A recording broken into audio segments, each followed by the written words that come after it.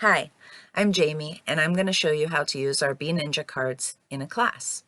So first of all, you can go ahead and use the original instructions which are included in the deck. There's an instruction card. You can follow those. An alternate way to play the same way is taking out the grammar part and just getting the pairs. So you want to get one B card always. There's always going to be a B card. And then the vocabulary card. In this case, it's be mindful. He's putting his trash in the correct container. You can also play like memory, where you divide half of the deck, but make sure you have half of the deck that includes the pairs. And then play memory, where you spread them out and then flip over two and see if you get the match. And then you can do the same as in the original instructions, where you make a sentence based on the level of grammar. And then you do the second half of the deck once you've done the first half, if there's time for that.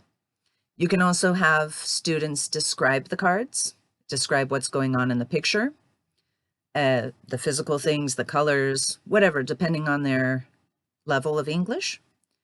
And then you can also use the cards for topics and to speak about different subjects that the cards bring up.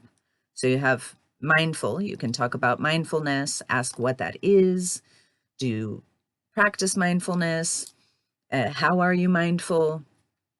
What are some examples of being mindful?